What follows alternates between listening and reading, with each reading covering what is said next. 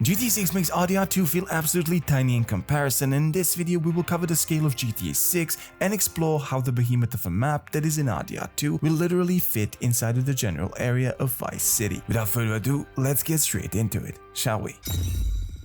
Now, we all know that RDR2 as a game features one of the best open world maps in the entire gaming industry. Its diverse biomes, incredible depth, and overall sense of scale make it feel way bigger than it truly is. That's what she said! This has a lot to do with the fact that we start out in a small restricted space with limited vision and no real reason to actually explore. This tiny trick that Rockstar has been using since the release of GTA 3 is one of the main reasons why their worlds always had that feeling of being bigger than they really are. With RDR2, they basically did the same exact thing, but multiplied it by slowing the game down and incorporating eye candy as well as ear candy that distracts you just enough to get lost inside of this world every time you play. Now, if we hover over the starting area of the map in RDR2 and compare it to the potential starting location of GTA 6, we can see that Ambarino itself isn't really that big. Now, if you fly over it, it becomes quite obvious that most of its size comes from the incredible atmosphere that Rockstar created with the snowstorms that fully obstruct your vision, making everything in front of you seem like it's miles away. In one of the GTA 6 screenshots, we can see a similar thing happening with the atmospheric fog covering the outskirts of Vice City. If we find a spot on the mapping project, we can see that the distance from this exact spot to the outskirts of Vice City is somewhere between 3 to 5 kilometers. But if we apply the same principle to the keys,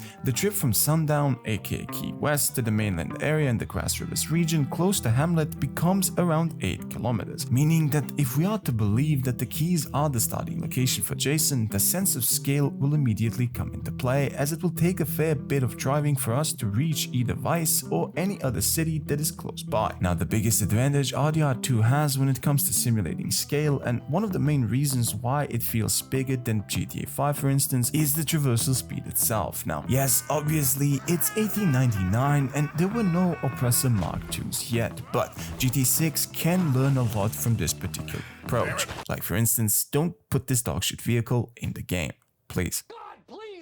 GTA San Andreas, for instance, did a similar thing with its own game design, giving you a bike to start out and slowly moving you towards faster and faster traversal options. RDR2 didn't really have this option, but the speed at which you could move was adjusted accordingly via different horses, different horse bonding levels, etc. Also, every time I mention horses, this scene automatically plays inside of my head.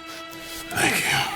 Now, moving over to the area of Valentine, we can see that the town itself is literally just one big roundabout, and flying over it, we can actually see that in terms of size, it's basically like a block taken directly from GTA 4 for instance. In terms of size, it's tiny. That's what she said! But what it lacks in size, it makes up in heart, as its buildings, NPCs, and the general atmosphere it has create a feeling of scale that really isn't there. This is even more obvious in Strawberry, which pretty much has a similar vibe to Valentine. These two towns, albeit extremely tiny, make the game have this immense sense of scale that even on my 10th playthrough make me go like this. Nice. Now, if we take a moment and fly over the entirety of the RDR2 map, we can see how insanely big it really is. Starting in the Sea of Coronado area and flying over the major landmarks on the map all the way to Saint Denis, we can see that even the biggest cities like Blackwater and Saint Denis itself are more like city blocks than actual full-fledged cities. But what makes things interesting here is the fact that both of these cities have good NPC density,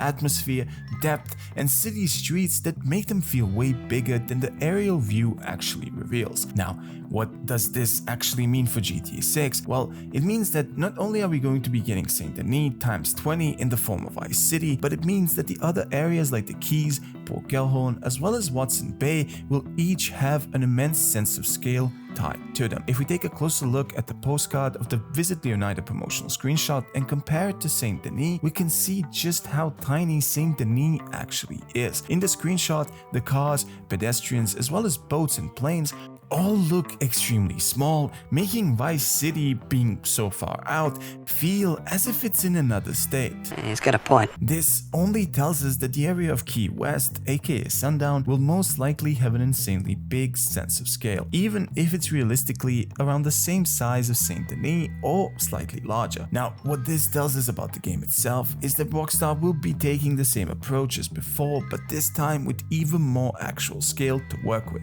which will give them the opportunity opportunity to create a map that will not only push the PS5 to its limits, but will give them the option to simulate a real-world Miami in a way that no other game will ever dare to try. Of course, if the Florida Joker doesn't sue them for characterification and postpones the game's release again. GTA, we gotta talk. Jokes aside, if we take a closer look at Saint Denis and walk around the city itself a little bit, we can truly see why the city feels as big as it does. The NPCs, the fog, the sound design, as well as narrow streets all add to the feeling of it being a grand, modern city of the 19th century. This perfectly complements the small but busy towns of Strawberry, Rhodes, as well as Valentine, giving the player this feeling of progress that Rockstar mastered a long time ago. This approach is obviously going to be a big part of GTA 6 as well, as seen from the trailers, screenshots, and the little bits of story that we know so far. But again, what will separate this game from the previous releases is the actual scale that we will be dealing with here. In one of my last videos, I've already talked a bit about how GTA 6 is almost 3 times bigger than GTA 5. But if we go back to the amazing mapping project done by Giannis and the rest of the mapping community,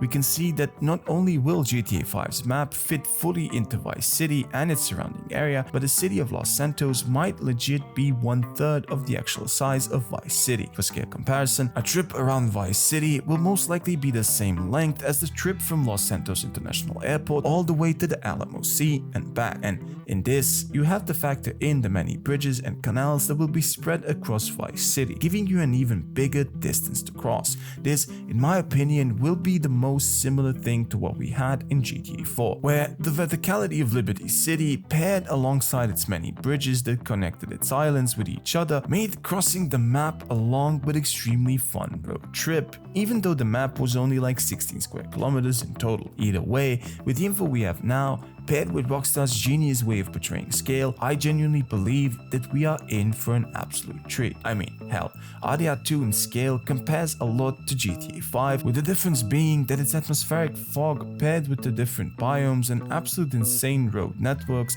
make it seem so much bigger than it actually is. And if this is the kind of feeling that we have gotten from games released on consoles like the PS3 and PS4, just imagine what we will experience in a game that is yet to release on a console that is yet to be pushed to its limits. Hell, let's not forget that this game will most likely be anywhere between 150 and 200 square kilometers in size, which, to put in perspective, will be double that of GTA 5 and RDR2. And just saying this out loud makes me get a stiff. Anyways, what do you guys think? Will this game actually trump RDR2 in terms of the sense of scale, or will we end up being disappointed in the same way as many of us were with GTA 5? Let me know your thoughts in the comments below. Thank you for taking time to watch this video, and a huge shout out to the 2040 people that ended up subscribing. You folks are the best. Now, if you haven't already, please make sure to hit that like button and of course subscribe so that good luck follows you on your future adventures. Stay silly, keep edging, and I'll see you all in the next one. Peace.